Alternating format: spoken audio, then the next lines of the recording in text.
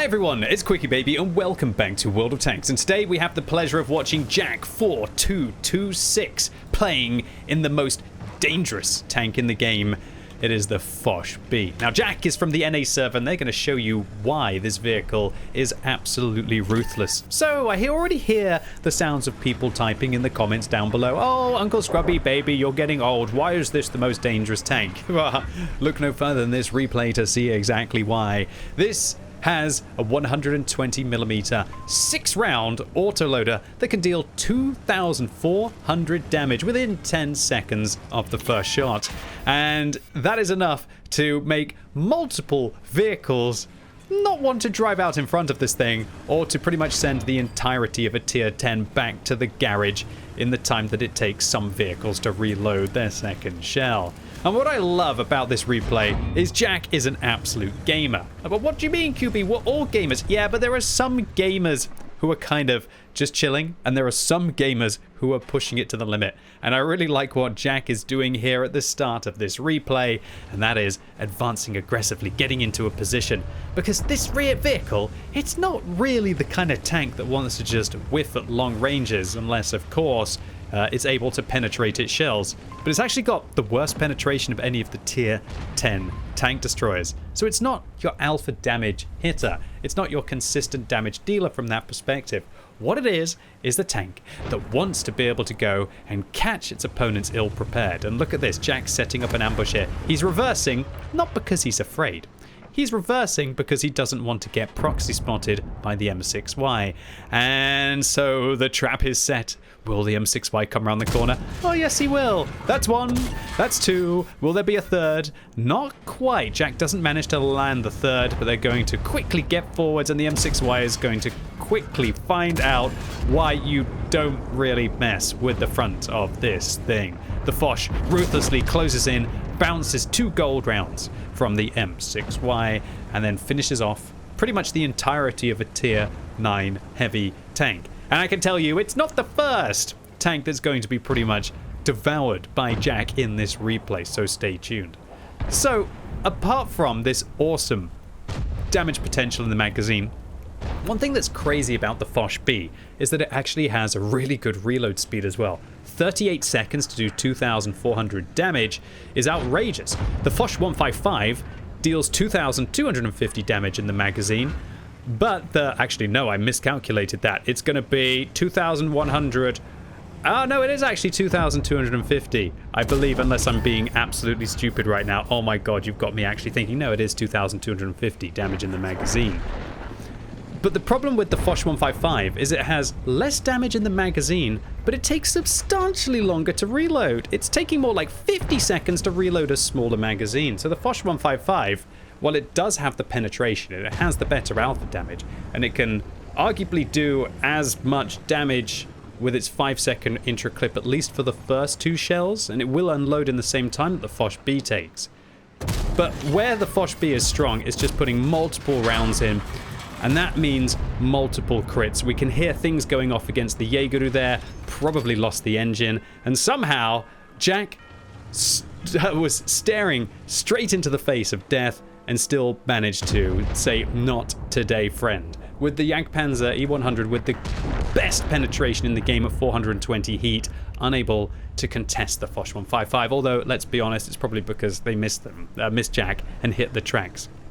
So far, Jack has just managed to pick up a casual 3 kills and do a casual 2,500 damage, and letting the chips fall where they may, just sitting out in front of their opponents. And honestly, I feel like this is the way that the Foch B is best played, just an aggro tank.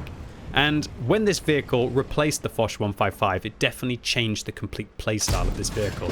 Previously, the Foch 155 was kind of best suited towards dealing damage at a decent distance, or maybe isolating a vehicle and managing to still annihilate it in close quarters combat. I love the way that I don't even have enough time to talk here, because Jack is just, again, destroying pretty much the entirety of another tier 10 tank.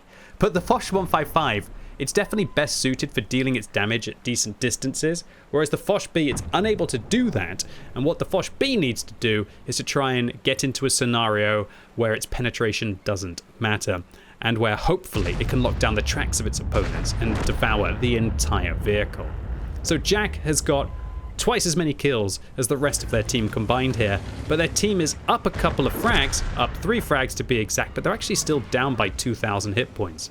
Alright, so Jack comes around the corner, spots a Ho-Ri, spots a Kunze-Panzer, and an IS-7. This is a target-rich environment, and what is that? Is that a Centurion Action 10? Well, it's now half of a Centurion Action 10. Jack actually taking the time to aim the shells in, and oh, even with a missed shot, can Jack put in the remaining 2? Is he going to not low-roll the final shell? Oh, come on. That's disappointing. Oh, man, Jack low-rolls the last shot, leaving the Centurion Action 10 on, what was it, about 8 hit points, something like that. That was literally the entirety of a tier 10 British medium tank in a magic trick. Pretty much about 10 seconds there, maybe 11 with a little bit of extra aiming that Jack waited to be able to see if he could be able to fully connect the mag. But that is just diabolical stuff. So I know the reason why Jack as well pushed the town here, and you see their build setup, vents, durability, and turbo. It's a lovely aggressive build where you can turn this tank into a close quarters combat monster. But still, Jack shows that even if you aren't fighting in close quarters combat, it can still be rather gnarly if something a bit squidgy, like the British medium tank, does get caught out in the open. So now Jack, still on 4 kills, because of the low roll against the Centurion, is now at 5,700 damage. But again, now you see it, now you don't. Jack puts in 2 rounds into the Ho-Ri, manages to connect another shell on the EBR, misses the 4th shot. Will they hit the 5th? They do hit the 5th, but the magic wheels protect the EBR, and I think that might have been a ghost shell through the EBR's turret.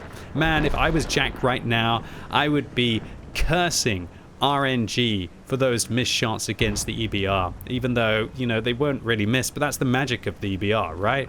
It is definitely a case that if you don't use the aiming device or you don't use the rotation device on this vehicle to reduce the bloom after firing, that its gun does get a little bit whiffy like that. And it means that the EBR manages to have a second go at this game. And unfortunately, that second go now means that the EBR is going to be able to spot out most of Jack's allies. Okay, I don't like this decision, but actually I do. I'm being an idiot. Jack is actually firing into the side of the IS-7, and the IS-7 is actually driving away from them, so they're hitting the rear. It was a bit of an optical illusion for me. I thought the IS-7 was driving towards Jack. Shows you Jack has got better eyes than me these days in World of Tanks. I truly am Uncle QuickyBaby in that regard. So Jack adds, once again, a casual 3 shells in addition to their already awesome game into the back of the IS-7. But again, this game is neck and neck, and this is really where you know that you are making a difference as a player. When the hit points are even and you've done 8,000 damage, which is twice the amount of hit points the enemy team has. So without Jack here, they would still have that much and that much again. The enemy team would be pretty much still on half of their hit points in this battle, if not about a third of their hit points. And that is just the Jack difference here. And Jack is not going to stop now because they've still got 3 vehicles left to deal with on the enemy team. The IS-7, significantly reduced on hit points, but to all intents and purposes, a Ho-Ri 3 that's on full hit points and has destroyed a third of their team. This might end up being a battle of the top guns. It's always a fun one to see at the end of the battle, where all the players who have had good games are going to square off and to see who is going to have the real good game. Well, Jack is going to contend the back of the Ho-Ri 3 here, putting in 1 shell, unable to quite manage to connect the others, and even though these shells look like they're missing a little bit, they still are hitting, but maybe there's just a bit of desync. We actually see that Jack has 120 ping here. That's about the same amount of ping I get if I'm playing from Europe onto the NA server, so I wonder where Jack is to be able to get that much ping. Is that going to be like Canada or maybe somebody from South America who is wanting to play on like the US Central servers? I don't know. Jack, obviously I'm not going to dox you by trying to figure out your ping and knowing what server you're connecting to. But if you do, Jack, don't tell us exactly where you live. That would be a very bad idea, Jack, in the comments down below. But do let us know where the hero of this battle, possibly, and also a great demonstrator of the prowess of when a true mad lad, a true gamer, plays the most dangerous tank of what it is capable of.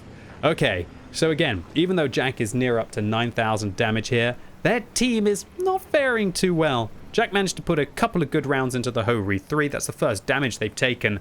And wow, the Ho-Ri 3 is now up to a top gun. And that's crazy to think that 2 of the 3 remaining players have 10 of the frags of the 13 frags that Jack's team has suffered. So one thing I always like to see is that on the NA server that things start to get a little bit more spicy towards the end of the game. The Chieftain prototype is like, whoa, MG, why did you auto-aim? Mate, sometimes I wish my team would auto-aim, if you know what I mean. I honestly think that the auto-aim would probably do better in a variety of situations. All right, so Jack is now making the flanking play, and they are going all in, saying, let the chips fall where they may, as Jack now gets behind the Kampfpanzer 3. Definitely the tank that I wouldn't recommend you all spend your tokens on, as you would have seen in my video last week. Luckily, Jack avoids a shell from the Ho-Ri 3, and now because they fired all of their gold ammo, they've only got regular rounds left against the Ho-Ri 3. But when the Ho-Ri 3 exposes pretty much all of their lower plate there, that still gives Jack a good chance. But oh my lord, Jack loses their commander. Put it back in, Jack. You'll have the better aim to be able to hit this Kampfpanzer. A little bit of a micro misplay there. Jack repairs the commander on the tank, but receives another shot from the Kampfpanzer. Maybe if they'd healed their commander a little bit earlier while they were still in the bush, they'd be able to see the Kampfpanzer, but they would be reloading in this situation. But then they'd have the extra information.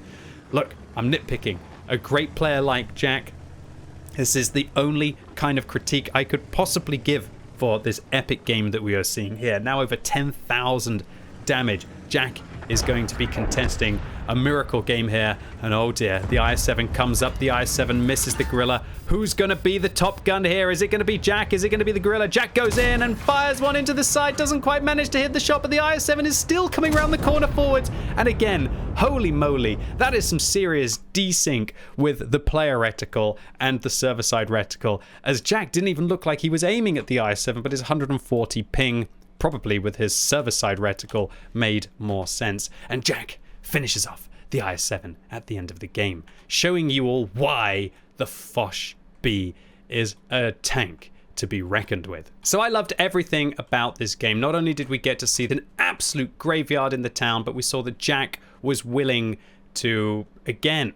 let the chips fall where they may, as I said, to risk it for the biscuit. And boy, did they get a big biscuit in this game, as they managed to pick up that over 10,000 damage, excluding shots that we didn't see. And unfortunately, no blind fires did hit the enemy tanks. 10,767 damage exactly gives Jack the high caliber of high calibers, a steel war medal for managing to block 2,300 damage. Sorry, 2,900 damage, enough to be able to destroy the vehicle 1.5 times over. And the only thing that I didn't like about this replay is Jack whiffed all of his gold rounds early on in this battle. And you can see when you've got a rapid fire gun that you're paying like 5,000 credits a shot for, that is a 30k magazine that Jack was firing earlier on in this replay, meaning they lose 54,000 credits. But Jack apparently got a personal damage record, so who gives a darn about 54,000 credits when Jack smashes the best on his account? So Jack, a big congratulations to you on a massive game in the Foch B, undeniably carrying your team through this one, doing like over 3 times more damage than anyone else on your team. And thank you so much for uploading your replay onto the What Replays website for the community to enjoy. And thank you for putting QB in the title, letting me know that you want to be featured. And if any of you want to be featured on the channel, as I'm going to be releasing YouTube videos every day for the rest of the year, so make sure you subscribe, and then go and upload your truly epic games on the What Replays EU website and put QuickyBaby or QB in the title to let me know. And I hope all of you enjoyed this video today. If you did, give it a thumbs up. If you hated it, give it a thumbs down. And as always, thank you so much for watching. You've been epic, and hopefully I'll see you soon.